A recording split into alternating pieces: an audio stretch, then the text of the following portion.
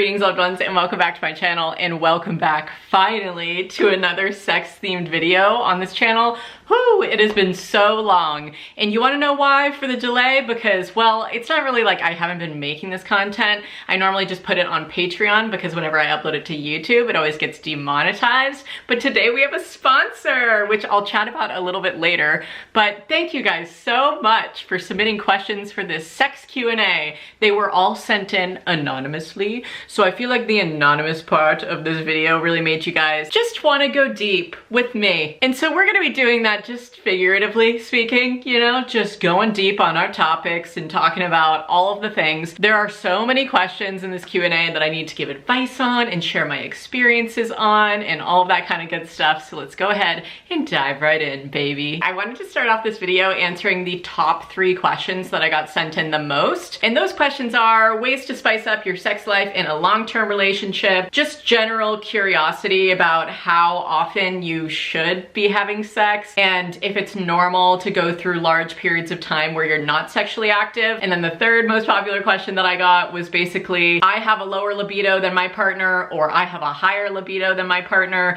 How do we make it more compatible with finding a balance in our sex lives? But personally, ways that we have spiced up our sex life in a long-term relationship, we've been together for a little over 5.5 years. And I know that this isn't like groundbreaking advice, but just be open with your partner and within yourself to trying new things that you guys haven't tried before. And I don't know what those things are for you, but you know, new kinks, new role play techniques, trying a new toy together, trying a new hole for once. If you truly want to spice things up, it's like you have to break out of the norm of what you're already doing all the time. So I feel like oftentimes couples get worried that their sex life is falling into like a just general routine and kind of a lull maybe. And it is just not that great to be in a routine all of the time. It's too predictable, you know what I mean? You gotta get out of the box. You gotta change locations. You gotta maybe try a different position that you've never tried before. You just have to be open to trying new things and starting those conversations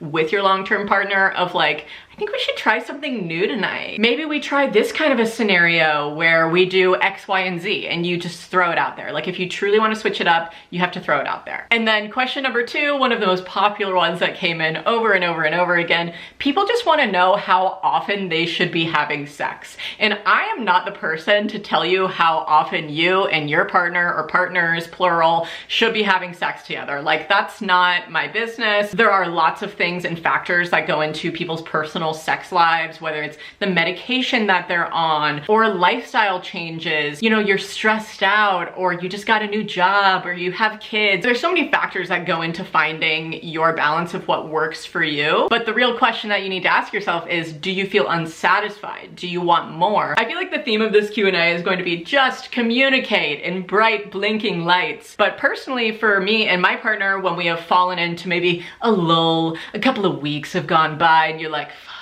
I can't keep masturbating alone. I need a little something. I need a little hit of my sweet honey. Maybe do one of the other techniques that I was just saying before of like spicing up the relationship and be like, oh, maybe I've booked a date for us tonight and maybe I'm gonna wear something really sexy and maybe I'm gonna bring a toy for the drive. Or maybe while they're doing something, I'm just gonna walk into the room naked and be like, what do you think about all this? And if those techniques don't work, if you're trying to work it in, a little bit of sprinkling of spice into the relationship, you need to sit them down and have a conversation and say, hey, I'm feeling a little unsatisfied with our sex life right now. I feel like we're not connecting in this way, and I feel like I need more. And just let them kind of sit with that for a second. And in turn, you need to be able to sit with that information if your partner tells you that. Because if they come to you and they're like, hey, I just feel like you've been turning down a lot of my advances lately sexually, and I'm kind of wondering like what the root of that is. Like, are you stressed at work? Is there something else going on? Do we need to talk about it over dinner? Like, what do we need to do? You know, just finding a solution of what you need to do.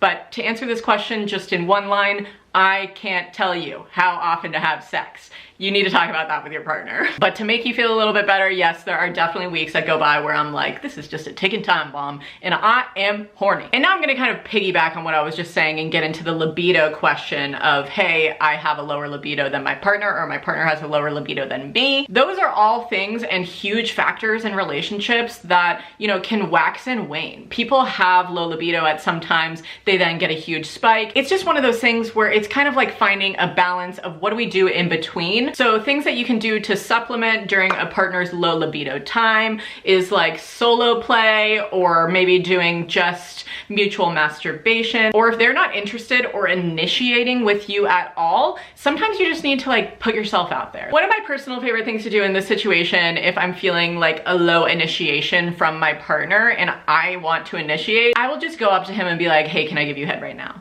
And most of the time that kind of jump starts the engine a little bit. But that is just our personal situation and our scenario. Like I mentioned before, there are so many factors that can come into play here. Antidepressants, anxiety, ideas about their own body, them worrying that their partner doesn't see them the same way, insecurity, all of these types of things. And I have talked about a couple of these topics in past sex-themed videos before, you know, body confidence, when you get into the bedroom and not just wanting to be like, can we turn off the lights? Please don't look at me. So like that's a huge thing too that can impact people's libido, is like they just don't want to be perceived, you know? And all of that comes with time, self-work, conversations, and just being open to learning and growing with your partner. Okay, and on a completely different note, this question could be triggering for some who have experienced sexual assault in the past, but I really want to address this. If you feel comfortable sharing, what are your tips for a partner who is trying to make their partner feel comfortable sexually after a recent realization of them being sexually assaulted, specifically as a child, which I don't have experience with as a child, but I have been sexually assaulted in the past. I have made a couple of videos about consent, sharing my story, and then I made one big video just talking about sex after trauma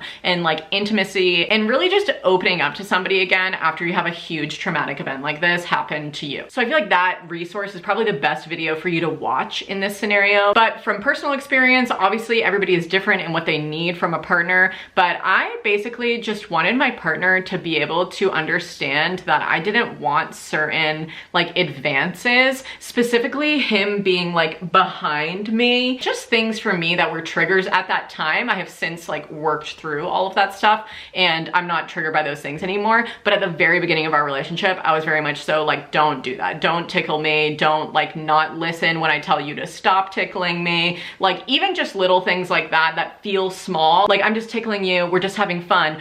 Things like that could be triggering for somebody. So that's obviously just my personal experience. I don't know what your partner's triggers are, but you need to ask them, like, are there things in our relationship that I do that you feel like as a partner I could do better or not do at all, you know? Like those are conversations that you need to have. But at the end of the day, you just need to be like open in supporting them, asking them what they need. But at the same time, I wouldn't go about it being like, how's your healing going? Like don't be that person, you know what I mean? Because healing has no timeline. And it's kind of hard to measure how healed you are from something like this. But I feel like personally, when I can watch scenes and read about scenes that would have triggered me in the past, that kind of shows my growth in that area for me personally, that I can actually like go through the motions of reading something like that and be like, okay, I'm not like replaying events in my head. I've like moved on and like packaged that up and been like, okay, that happened. But I don't know where your partner is in this process, so I would just really suggest going and watching my intimacy after trauma video. This is a good one. A lot of people feel this way, so I want to answer this. Should I be concerned that my boyfriend watches porn? Well, I think you gotta ask yourself, am I uncomfortable with this? Does this feel like, you know, some kind of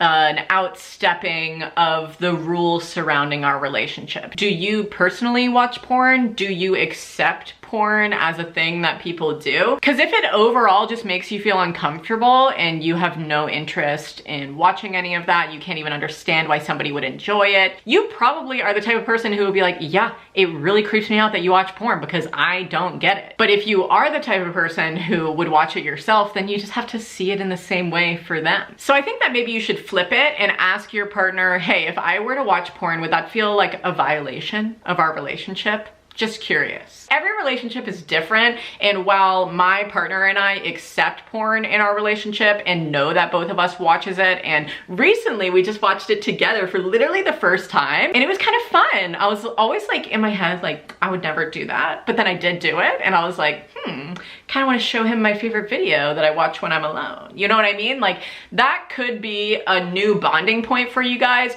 or you could just both accept, nope, we don't want it in our relationship, we aren't interested in doing that. You just really need to talk about it and understand how both of you feel. But if I was in your shoes, no, I would personally not be concerned that my partner watches porn. It's just something that people do. It turns them on. There's so many different things to watch out there, and it just kind of depends on what they're into. Speaking of what you're into, somebody asked me what I'm into, and I love this question. This person asked, for solo time, do you have a tried and true setup that you know you can fall back on? If so, what does that look like for you? Ambiance, toys, music. Let's paint the picture and paint the scene, okay? Well, first off, it would look a little something like this. It would look a little something like this, okay? My candle is lit. I normally would turn off the overhead lighting in here and light that lamp, and then I would relax right here on the bed and just kind of vibe out. I don't listen to music at all. I don't listen to music when I'm having sex, and I don't listen to music when I am doing solo play. But that being said, I have recently gotten more into erotic audio stories. So sometimes I'll listen to one of those or read one of those. Normally I listen to them rather than read it, but I have read like one of them that I really enjoyed, and it definitely gets me in the mood. As for a favorite toy, let me get her. Do you want to see it? It matches my outfit. My little rose quartz wand. She's long, she's great, and I love her work. I have a lot of vibrators in here though that I kind of rotate through, but I would say for solo time, this is what I'm into right now. Also because it's cold to the touch. And cold and hot sensitivity for everybody is different, but right now I'll be liking this one. This is like a little sleepover. Look at us talking about all this. I also have another vibrator that no longer vibrates because it is such a shitty toy and it just broke, but it is more phallic and has literal like veins and stuff like that. You know, it's like one of those like rubbery ones. But I like that one too. I generally prefer something that's longer, and then I'll just do, you know, outer stimulation myself. And then the real icing on the cake, I watch ethical porn. And I know some of you are like, oh my God, we never talk about this stuff. We never talk about watching porn on this channel, but I wanna break the taboo. And that's why I also answered that question before about like, I would not personally be upset if my partner watched porn because I watch porn, so it's like, whatever. So yes, watching porn is accepted within myself as well as with my partner, but specifically ethical porn.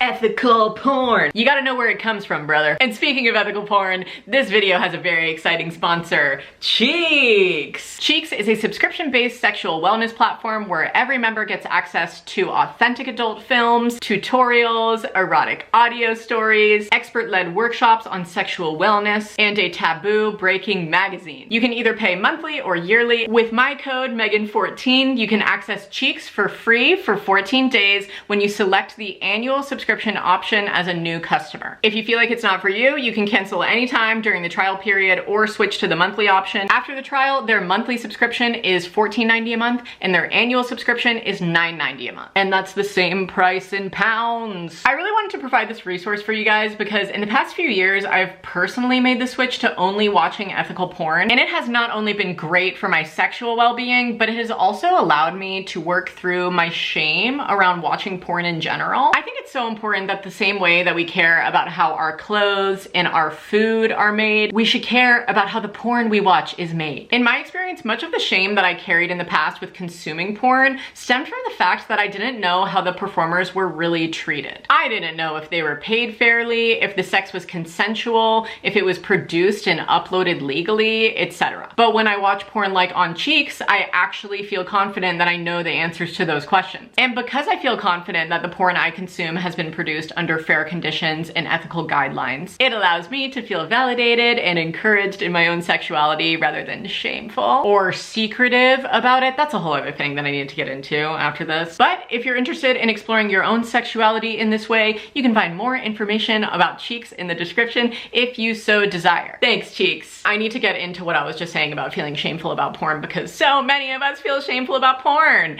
It's crazy, like the amount of shame that I carried about it up until literally this year 5 with my partner. He would come upstairs, I would slam the laptop, I'll be like, I'm not doing anything. What are you doing? And it's just like being a child again. You know what I mean? And it's like, oh, God, why am I that way with somebody who loves me and accepts me and my kinks and my likes and dislikes when it comes to sexual desires? It just made no sense to me. So I don't remember when we first talked about it, but I think it was in some kind of an open conversation about like what we're both into when it comes to porn. And I was like, I just really like this one specific video, and sometimes I just look up this one video because I like it so much. And then one time he was like, remember when you told me about that video?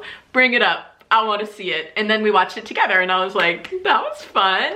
Wow. And he liked it, I liked it, like it was great, you know? And obviously some people are like, I watch porn alone, but I would never watch porn with my partner. And that's fine. I was that person for many years. But I really wanted to bring the porn discussion into this video because I felt like personally when I would like slam the laptop and be like, I'm not doing anything, or after you finish and then you're still watching it and you're like, what am I doing? Because you're like not horny anymore. I feel like that's a really common thing that would happen, but I don't really shame myself in that way when I'm done anymore. And in the past, like I would every time. But to be honest with you, I feel like when we repress certain feelings or desires, they just express themselves in unbalanced ways, whether that's keeping secrets from your partner or like binging or obsessing over something, whether it's porn or like a certain kink or like something that you did sexually that you like never talk about and you like bury or something like that, you know what I mean? And that will just lead to you feeling bad about yourself as a result and like not having conversations and like closing in on yourself and being like, this is just information for me. Like I'm an open book with my partner. I'm like, I did this in the past and I did X, Y, and Z. And you know, I felt shameful in the past about these things, but not anymore because now they're out on the table. And normally when you tell somebody something like that, they're like, oh, thank you for trusting me with this information, and you are not crazy and you are not weird and I still love you, you know? And that's really just what we need to hear is I still love you. So I just wanted to talk about that really quickly. Nobody asked, but I just got on a tangent. The next question I love because it's just so silly. Is sex better after you get married? Honestly, yes. Not only the wedding night sex, fantastic, but also just afterwards, because I feel like, and obviously I'm only speaking from my personal experience with my now husband, but I feel like because we now have this eternal bond in holy matrimony, I feel like that has established a new level of trust in our relationship that then allows us to try new, fun, exciting things that keep our relationship spicy and fun and funky and great. And I love that. I'm sweating so much in this room because I had to turn off my AC. Holy shit. I wish I had an air conditioner that did not sound so loud, because if I kept it on, you guys would just be like, that noise is really annoying. All right, and speaking of marriage and husbands, this is a specific scenario, but I feel like a lot of people will kind of still get something from this question, so I wanted to answer it. But this person said, okay, so my husband likes to occasionally do anal play. Cool. Same. But sometimes I feel like I'm just tolerating it so he can have a good time. Any tips on how to make anal play / anal sex more comfy? Haha, thanks girly. And I think that this person is asking for advice on anal play on their husband, not necessarily their husband doing anal play on them, which is totally fine. We love all things anal play on this channel. I feel like most of you know this about me by now if you've seen one of these videos, but if you don't, there you go. And yes, I have talked about this in the past, but I feel like if you're looking for tips on ways to make it feel more comfortable and more fun, I'm just gonna go through the basics. All right, 1, you gotta warm it up. Okay, have whichever partner is receiving get into a comfortable position, have the other person just kind of like start working it up, smooches and oral play, and then maybe introducing some anal training. So going from like something small to like maybe something more bulbous to then like full penetration if you are wanting to go there. You know what I mean? But you don't necessarily have to go there unless you want to. Some people just like a little smooching down there, you know? Ass eating is hot. So, I mean, I feel like those are kind of the basics for us, but then also lube. Miss Lube. In the past, I have given you guys just the spit talk, and I honestly have regrets about that. I really do. But the only reason that I was like, not anti-lube, but I was just like, we just don't use it that often. It's just because I hadn't found one that I actually liked, but I do really like this one. It's kind of washed out, but there you go. It's called Sex Stuff from Love Wellness. And I have a tiny little bottle of it, but I need a big ass bottle of it because I really like this stuff. But be warned, it comes out very fast and you only need a little bit of it. But if you are wanting to get into anal play or enjoy it more, finding a good lube is like top priority, okay? As well as preferably having like a bidet, even just an attachment, like a bidet attachment on your regular toilet. I think that that's also great because then you just kind of make sure that shit doesn't hit the fan, literally. But I also want to get to one of the things that I kind of glazed over with this question and say, if you feel like you are just tolerating something so that your partner can have a good time, please speak up about something like that. Sex should be fun for both parties. You know, if somebody is not enjoying something that was brought to the sexual table, please speak up and be like, didn't like that, don't want to do that again, you know what I mean? Or just saying, I'm not in the mood tonight. Anyways, the next question also kind of pertains to what we were just talking about with speaking up. And this person asked, my man's does not like going down on me, and I really miss having that. What do I do? Say something, I'm giving up on you. You gotta say something, my darling. There have been times in my relationship where I've been like, I need more oral play. Like, I love it. I want us both to communicate about it more and get better at saying, I like that, I don't like that, yes, yes, yes, please don't stop. You know what I mean? But if they genuinely don't like it and have told you, I do not like going down on you, you also need to be like, okay, I guess I could find other ways to pleasure myself in the midst of other sexual things that we're doing. Is it unbalanced in that way of like, you feel like you're giving more head than he's giving you? Because then we have a little bit of conversation on our hands. And it doesn't mean that he owes you oral because you give him oral, but I just feel like that should be a conversation of like, okay, well, I like it, so I'm gonna give it. But at the same time, I don't wanna be let down because you don't like giving it to me. So I feel like there's a little bit of like acceptance there if you've had that conversation and he has expressed that to you, like in black and white, like, hey, just don't want to do that. You should listen to him and maybe get like a clit sucker or some kind of another toy that could like stimulate that in the same way, but obviously not the real thing. Or, and it could be this, maybe he doesn't like doing it because he's not that good at it. You know, so like you need to have that kind of a conversation too of like, do you just feel like you're not really getting me there, so you just don't want to do it at all? Because if it's that, we can do training lessons and let's start right now. You know, like, I don't know. I think that that's probably your best answer here. This video is getting quite long, but I'm going to keep going. So I would like to answer the question of how do I explain someone how to properly finger in a kind way? Because you don't want to hurt their feelings of like, no, that hurts me. And actually for a while, I was anti-fingering. I was like, please just don't do it. I don't want it. And now I'm kind of coming back around to it. And so I'm honestly kind of reintroducing it into my life and explaining how I like it as well. So I feel like I can advise on this. I think what you might be asking too is like how to be fingered in a kind way, like a nice way that's actually pleasurable. So I would say, you know, maybe request that their fingernails are not long and that their hands are washed when they're